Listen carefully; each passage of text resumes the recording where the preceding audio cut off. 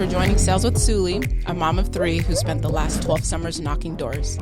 Welcome to my podcast, where I talk about all things women, the ups and downs of my journey, and what it takes to find success on and off the doors. Enjoy this episode.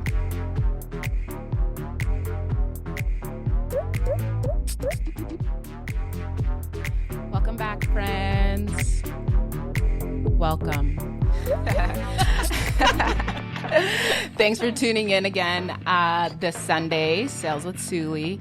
One of the things that I want to talk about, what I'm going to talk about today, as I look back to like my first few years in door-to-door, I think back to the type of sales rep that I was as I'm like sitting down with a recruiter, kind of talking myself up, like why I deserve to be in like the door-to-door space, like why I'm just super awesome sauce, and just how things went a lot different for me when I actually got out there on the doors. And I know that there's a lot of us before the summer starts, we have all these expectations for ourselves. We kind of tell ourselves, okay, we are going to be capable of all these things, which in reality we are. But I think that a lot of times what we're not doing in the training season or in the preseason times before we're actually getting out to the doors is focusing on some of our weaknesses. And I feel like one of those things for us as women in the door-to-door space might be our mental health. Like it's going to have to do a lot with like how much time that we are spending creating enough space while we are off the doors to know that sometimes shit's going to hit the fan. Like there is going to be so many things that's going to be going wrong during the summer. And if you're not mentally prepared for those things when you get there, who are you going to start blaming? How well are you going to be doing on the doors? Like, are you really going to attain your goals when we're in that emotional mindset as opposed to prepping before the summer starts to know? And so today, my guest speaker is going to be Brielle. If you ever meet Brielle in real life, like, bless your heart, it's a blessing for you. She's one of the most like fierce, like awesome, uplifting women that you will ever meet. And she reminds me a lot of the girls that I was around as I was first starting into the door-to-door industry, where we truly feel like we have a hold on ourselves. Like we know who we are, what we want to do, what we want to accomplish. And then sometimes things become a little bit newer. And again, shit hits the fan, and I want to talk about our bounce back game and kind of like just some of our mindsets behind it. But I want Brielle to kind of introduce herself. She's never done door to door. This was her first summer. And a lot of the questions that I get in this space come from some of you female reps who've never done door to door. Some of you female reps who are too scared to want to jump into the space because one, we know that it's dominated by men. Two, we're kind of like nervous. We've never done it before, and we just don't know what success is going to look like. And before we end the show, I kind of want to define success, because I feel like too often we are defining it based on our numbers. And so I kind of just want Brielle to just kind of tell us a little bit about herself, kind of like how you got into the door-to-door space, what your summer looked like, and just be open on exactly like what you planned for before you got to the summer, what happened during the summer, and now where you're at. Of course, yeah. So no, a lot of what you were saying was exactly, I think, kind of what happened for me. I think I have always been someone who is very confident and very assured of myself, and I grew up dancing, so I definitely know how to be confident, how to talk to people, how to perform, and had a lot of experience with people and with a lot of things. So I think you were right for sure. I kind of came into it, and I think my biggest flaw is always that I am too smart and too good at things. And as conceited as that sounds, I think a lot of people can relate, right? They catch on quickly, they learn quickly, and so they think they're going to be good at everything. That. And like too many of us are like, oh my gosh, I'm not sure. Yeah, like exactly. I'm not. But then we don't realize that those of us who are so sure Exactly. also fail too sometimes. Exactly. So I think for sure for me, I came into it really confident and really, I didn't have expectations of it because I didn't understand the industry and I didn't know it, but I was excited, and I've always been a very stubborn, independent woman and was very excited of, oh, it's a man's world? Well, I'll show you why I can do it better. And so I was really excited for that, but for sure I don't think I knew how hard it would hit me, that it was new. And so I think my confidence turned into cockiness early on when I saw some success right away. And it was just a decline from there. And I think I did spend the rest of the summer really struggling with how to rejuvenate and refuel. I think that was, at the end of the day, the hardest thing for me was, in a door-to-door world, you don't have a ton of privacy, a ton of space, a ton of time alone to rejuvenate, refuel, reset, some R&R time, if you will. And I think for me, that's always been important. So to have to figure out new ways of coping with your circumstances, I think for me was the hardest thing. And it does turn into, and I'm sure a lot of, maybe even you, Suli, had this happen to, kind of gives you an identity crisis a little bit because you're like, but I'm this strong, independent woman. I'm confident. No one can mess with me. Like, it's true. This shouldn't be hard. Like, why am I weak? You know? Yeah, like every personality definitely comes out during summer sales. Like whatever weaknesses you had before the summer started, you better believe that it's going to be come out tenfold for sure, like thousandfold. Yeah, exactly. So it started off really awesome for me, and I think, exactly what I wanted to happen happened in the first couple weeks, and I did great on the doors, and I slayed it, and I was really excited. But then I think, like for most people that have everything comes easy and they learn quickly and they're very confident naturally already, once they're acing things, they get a little lazy because they think they can afford it, and they get a little complacent, and I totally did. And then, of course, I got COVID for a whole month that took me out. Oh, my gosh. And I think my momentum just killed me. Like, my momentum was gone. And I think the biggest lesson I'm learning and learned is how to, once you lose your momentum, how do you get it back? Yeah. And what does that look like for every person? Because it's always different. And I think the hardest thing in door-to-door is your options are limited because of your circumstances, because you're not in a place you're familiar with, and you're not with people you're familiar with, and you kind of don't have your own space and your own privacy and your own things to refuel. And so I think that just kind of kept messing with me, and it kind of ended up ruining, I think, the rest of the summer. But in hindsight, I look at it, and you got to be gentle and compassionate with yourself too. Yeah. The fact that I went out and tried something new and sacrificed a summer and missed all these things with family and friends to I still learned so much, and it's still a win in my opinion. Yeah. I don't think I walked into it hoping to come out with thousands and thousands and thousands. Yes, but I walked out of it knowing myself a lot better, understanding myself a lot better, feeling a lot more empowered and motivated and inspired in a whole different way than I walked into it, and I'm humbled. And I think that's more important, and I needed that more than I needed the money at the end of the day. Yeah, I love that you brought up that you are humbled, because that was like that was one of the big things for me, like this summer, is like actually enjoying being a leader. Right. To be able to have reps that are like, you're not the shit. I'm like, you're right. You're right. I'm not. Like, it's like a lot of people, exactly that. Like, their definition of success is like they have to make thousands of dollars. And in reality, yes, we all have that mindset. If you're going to go sacrifice and if you're going to go do all these things, like, yes, we want a financial gain. For sure. But if it didn't come out the way that you wanted to, like, some of the things that you have learned, we can't put a price tag on it. Well, I like that you said, how do you define success? And I think when you walk into any new job or any new area in your life, you do have to define success. And it isn't always just financial gain if it's a new job. And I think my perspective obviously was the financial side in the beginning, but it has now turned into the people I'm around and the lifestyle I'm choosing. And for me, I feel more empowered than I ever have, being surrounded by people that want more and that are doing more with their lives. I'm surrounded by people that I want to be, instead of being surrounded by people that I'm constantly better than. And that's humbled me. Yeah. I think it's for sure, it's hard for someone with a lot of confidence. And I think everybody in the beginning, this is probably a disservice to my ego, but everyone was like, you're going to be great. Like, you're awesome. Like, you're going to be great at this. And I was like, yeah, I know. Like, I'm so like, yes, I am. And I'm going to get a promotion too. I know. And I was like, I'm going to be all of you.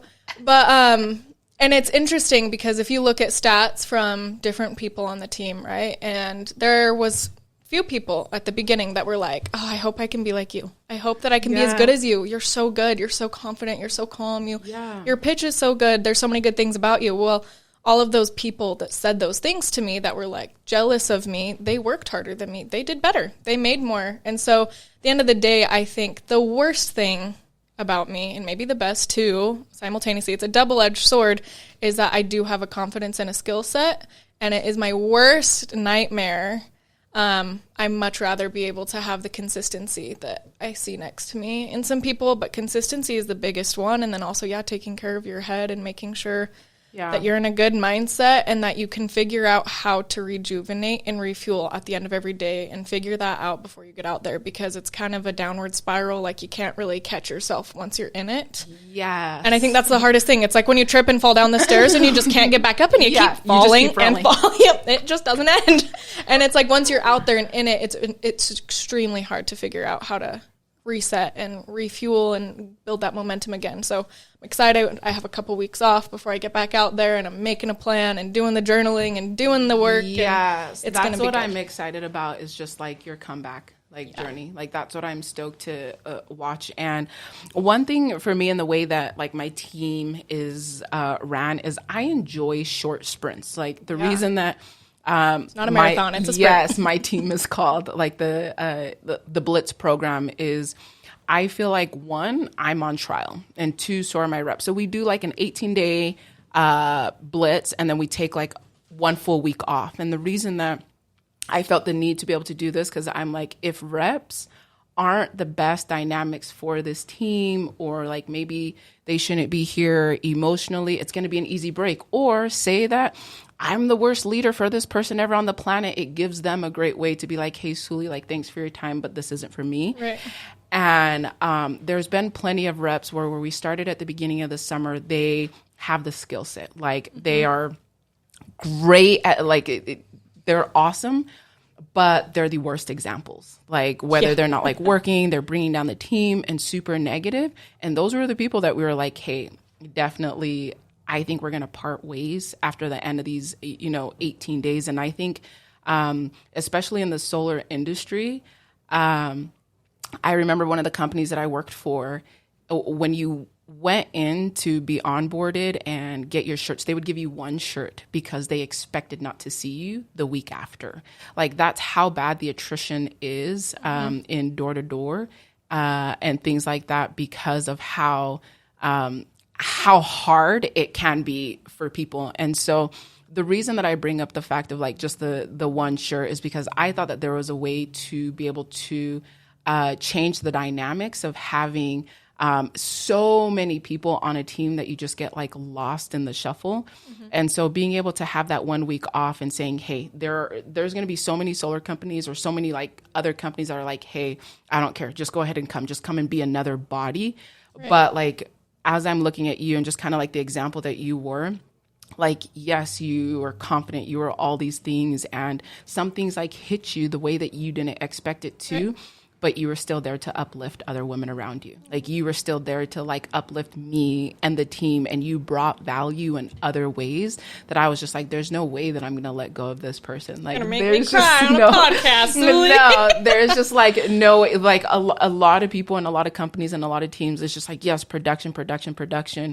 But a lot of times we don't see that production is going to come with the synergy from the team, with the emotions from the team, and the value that people are bringing there. So although some people may look at your numbers and maybe be like, hey, she wasn't all that successful. Like, because of the way that you were and uplifting other people, they were able to find success and want to come back and also help build a team. And is why I'm just like so excited to be around you, because you are always bringing like joy and realness and happiness, and people find value in you and on the team. And I think that we forget about that in the industry, where we are so caught up in those reps who are producing, those female reps who are going to just continue to throw numbers up.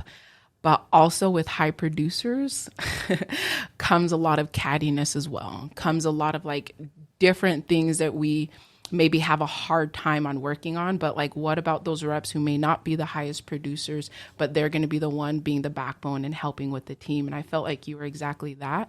And I'm kind of excited to just see what the postseason or training season is going to be looking like. I think that was also part of why I see this summer for me as such a big win. Obviously, I look back and I'm writing down all the things I can work on and what I want to do different and what I want to do better. And it is hard because you don't get that time back. And so in so many ways, it's hard to be like, oh, I wasted my time, you know? And it feels like, why did I do that? And it is easy to have a lot of regret. But it's also awesome that I can look back and look at the relationships I built and look at the genuine connections that I have and the lifelong friends that I'm building and, you know, a bunch of sisters that I kind of have now. And brothers. We did have guys on our team. That's true. That's true. We did. But just kind of family, you know, and so many ways that are rooting for you and that I feel like are genuine friends that care about you more than just your numbers on a team. And I think I feel so lucky with the team that we kind of had and the people that I got to work with. I feel like I just struck gold because I hear all these horror stories about other teams and it's just they only care about you when you're producing and you're making the company money. So I feel like it was a big win in so many ways and it helped me develop and grow in huge, huge ways and I think built me up for this next part of it. So I'm also excited to see where it goes, but it's kind of taking inventory of the wins and the losses, what you can work on and where you need to be better. But defining success this next time around is going to look a little bit different because it's funny. At the beginning of the summer, I look back now at our original conversation and I'm like, oh, that's embarrassing. How awkward for me. And I just feel like I was so young. Like I just didn't know. It's okay. You're young in the door-to-door game. I am. I'm a baby. And now I'm a toddler and I'm still learning to walk around. I'm still stumbling around, but I'll figure it out. I love it. But I want you to kind of like, for those female reps who are just like looking into the industry or this is like their first year and they've never done sales before, like kind of give us a couple of tips that you would suggest that they're looking for in like a company or a team or whatnot that might just help them be a little less intimidated. Like give us some tips for just like your first year. Okay. Well, I think for me, and I think for everybody, you kind of have to decide what it is that you want to get out of it and what's the most important thing to you. And for some people, it really is money and they can handle burning themselves out and being contracted and those kinds of things. I feel like you really have to investigate multiple companies, multiple teams, multiple leaderships, multiple everything. And you have to ask questions a lot about their attrition rates and about things like that, and maybe even talk to people that used to work there so you understand the dynamic because it is too common to get screwed over and to not be treated well and to ruin it for you. And I love that you said that, ask a lot of questions. And I remember when we first sat down together, you were like, I'm going to ask a lot of questions. And I'm like, I want them. And then like all your questions came and I'm like, oh, yep. Let's go. I pull out my notebook. I'm like, so I have a whole interview for you. But I think that's important. Like the attrition, like all the negative things that could possibly like happen on the team. Like a lot of times I feel like people are going to shun away from it. But I think that that's going to like bring confidence in whether that team is or whatnot to talk about that. For sure. I love that you said Well, in point blank, it's a sales industry, right? So any person you talk to be on their team, they're going to sell you on it. Yeah. And so it's important to really get information from a lot of different places and just see what benefits you and your lifestyle the most. So I think for me, the way it was set up and the time off and the time on is at the end of the day why I wanted to be there. It fit my lifestyle and my schedule the best for me. And also the people that were there. I think it is so much better to at least go where you know one person, so it's not as intimidating. Having someone who can be there, and either if you guys are both new, that I think that would even be fine because you're learning it together and you're going through the same thing together. To have that built-in support system is really important. So even if it's one person that you do know, I think that was important for me too, to be able to feel like I had a built-in support system. And also just ask all the questions and know all the facts so that you're not later on blindsided of like, oh, I didn't realize that I'd be paying for this, or I didn't realize that this would be happening. It's really important to know that and set yourself up and to not always let them talk over you or be like, well, this is what you can expect and it all sounds so great. And then you find out things later. You have to do the due diligence to really research and look online and talk to multiple companies and people that have worked there so you can figure out what you're getting yourself into. But just be educated. Educated decisions are the best ones. And one thing that I love from just all of you guys from the team is just some like the feedback that you guys had given me about like expectations. And as you're like giving tips, to other people who are looking into different industries and you're talking about the things that you didn't know that maybe they shouldn't. Reps who've never had experience in the door-to-door industry, I think that that's a great question to ask the team leader or the person that you are going to be running with during that summer is like, okay, if these are some of the negative things that are happening, like what are you as a leader doing to manage those expectations? Absolutely. And I feel like as I'm sitting down, like creating like a manual for my team and all these things, it was because of all the mistakes and things that I did as a leader to not understand some of those dynamics. And so I think it's going to be important, like what you said, like one, asking those types of questions. Like you want to know, like, why did this rep like fail or whatnot, or kind of like what happened. Well, and one thing too, I think, make sure you are reading the contract that you are signing. If you are being asked to sign a contract for the summer or for any purpose, make sure you are reading it, because there is often little hidden points in there about... Oh, what were hidden points in your contract? It doesn't matter, but that's not the point here. With a different company. Got it. I'm like, wow. Did we have one? I made one, remember? Okay, yeah. She's I need this all. Because I'm over here like, I swear I had no contracts. It's like, come and go as you please. No, it was for sure. But I did one to protect myself. And I would even recommend that, honestly. Yeah. When someone promises you something verbally, do not be scared to say, okay, I want it in writing, and hold them to it, because A, it's secure for you, and B, it's secure for that. It makes sense for me. Yeah, no, I love it. Now I need it, like, as a team leader, like, I need to start making contracts. So how many hours are you promising to work? How many doors are you going to knock? Like, okay. But no, you're right. The leadership, aside from the point, but yes, protecting yourself. I love that you brought that up. But before we end, okay, so you gave what other tips do you have? I think walking into it, the best I ever did was because I didn't have any expectations. I do think it's great to set goals about how many doors you want to knock and how many accounts you want to have and all those things. That's awesome. But at the end of the day, I think if you're just, I'm going to go work and I'm going to do my best and I'm going to keep learning and I'm going to train, I'm going to do these things, the numbers come on their own. Yeah. It's interesting because the more you focus on the number, the more it doesn't come, for me anyway. The more you just work hard and you do your best, it happens naturally, and it's easier because it just flows. Yeah. Something in the universe, right? It's that universal energy. When you're putting in effort and you're trying and you're doing the hours and you're putting in the work, it'll just come and the money will come. And it's also easier to not get stressed, because when the money's coming naturally, you don't have to worry about the money. Then it's easier to just go out and work and enjoy yourself. So managing expectations, it's great to set goals, but for me, I think the best goals I ever set was, this is how many hours I'm going to work today, not this is how many accounts I'm going to do. Yes. And I think the best I ever did the whole summer was when I walked into it that first 2 weeks and I didn't have expectations. It was like, if I get nothing, that's great. It's a new opportunity. It's a new experience. Yeah. I'm still learning and I'm still growing. And that's the best I ever did the whole summer. It was after that when I was like, oh, but I did this last time, so now this is where I have to go. I need to get better. I need to do more. Yeah. And that I think hurts your mental health a little bit. So manage expectations accurately is the only other advice I have.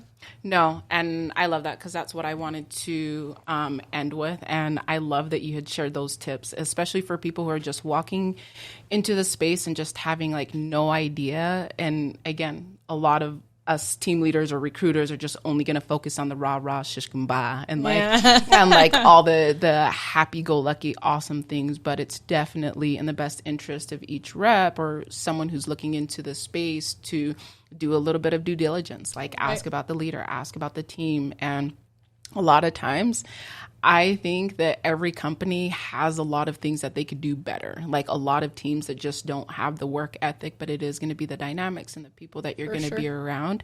And so as some of you female reps are prepping in this off season for the summer to start, some of the things that I would suggest that you guys do, a lot of times when the summer starts, we get we let our emotions get the best of us. We let our emotions be the driving factor in our decisions daily. Like, oh, our boyfriend had broken up with us, or our mom is like yelling at us for this day, or maybe we couldn't pay like our bills, or we're leaving like a different company and you're just feeling emotionally manipulative or manipulated, and you're just like, holy cow, I can't function, I can't work. You're allowing all these emotions to continue to bring you down. So in this off season, or in this preparation season before the summer starts, I would definitely suggest, while your headspace is good, to continue to work and read books, get into podcasts, get into books, get into coaching,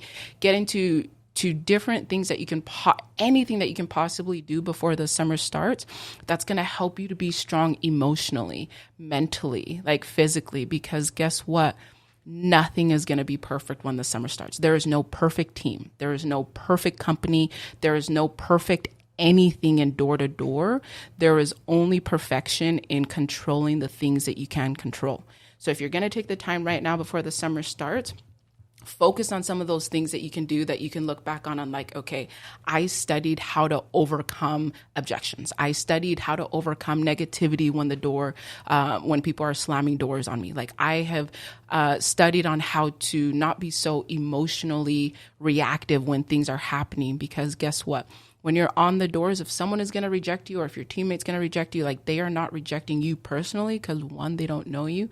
They are going to be rejecting the company, or they're going to be rejecting the service. And I think a lot of times, us as women, we correlate that when we're on the doors and we're dealing with rejection. So if you take the time now to sit out when you're in your right mental space and write down all the things that you can do to control, or I meant that you can control while you're out there on the doors, like, hey, I am going to make sure that I give myself space and time for 2 hours, like each day, so that I can go work out, so that I can, go and read a book, so that I can go to like my favorite coffee shop, so that I can go basically take care of myself. I think that's the biggest advice that I'm going to give to women in the door-to-door space, is making sure that you are making space for yourself. The more time that you can make space for yourself mentally, the more that you're going to be able to intake some of the negativity that's going to come from door to door. But you have to expect that life is not going to be perfect on the doors, and do that by prepping now.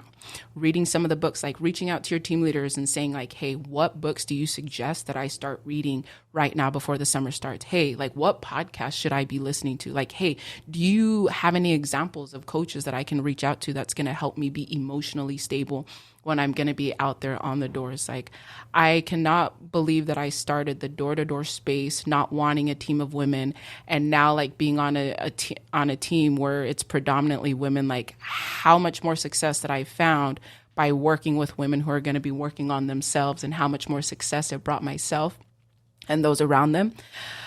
But I also, as I'm looking at it a little bit too, I also don't want us to use our mental space as a crutch either. If we are constantly like, out there on the doors, and it's just like, hey, like, Suli suggested I take like a mental day or mental space or whatnot, like doing it for a short time. It's like, yes, I'm a firm believer, like take some time off, go do what you got to do. But if it becomes repetitive, and that like that emotional stability is going to like be prolonged throughout the summer, maybe what's going to be more successful for you is actually taking yourself completely out of the situation and being home, seeing a therapist, like seeking ways to help you, because it's just going to be deeper, and door to door is just going to basically like put a magnifying glass on those things that may be like, hey, this is not the time and space for me to be working on my mental space. I should be doing it like at home, And so again, for those of you women who are in the space right now, and as you guys are prepping for the summer, if you guys are able to work on your mental space and get it to a position where that you can easily compartmentalize when you're out there during the summer. And what I mean by compartmentalize is if you can put your emotions aside, if you can put them away until Saturday or Sunday when you're not needing to be on the doors, and you're going to be able to push through, like, this is definitely going to be the space for you. This is definitely going to be the job for you, because yes, we do want to be successful financially, but what I've found more success in is same thing as Brielle, like what we've been able to learn and gain during the summer, and be able to come back this following summer and just do things that we never thought that we were going to be capable of. So as we end, again, some of the tips that I do want to make sure that I leave behind. One, take the time now to prepare mentally and emotionally. 2, reach out to other women in the space. Like, ask people and reps who have already been in the company that you have been in. If you don't know them, like, reach out to them on social media. It's public. It's what it's there for. Like, create friendships. Like Brielle said, if you know someone in that space or just like on that team, it's going to make your life a lot easier going into door to door with someone that you know, with someone that you trust, because they're going to be able to help you when things get a little bit rough. And lastly, like Brielle said, have no expectations. Like, I feel like a lot of times when reps are new, we come into the space, we're super excited, and then we pay attention to those reps who are finding a little bit of success and they're not working as hard. And it's like, oh, we can do that too. We can go and work a couple of hours and be able to be successful as this person. And truly we aren't.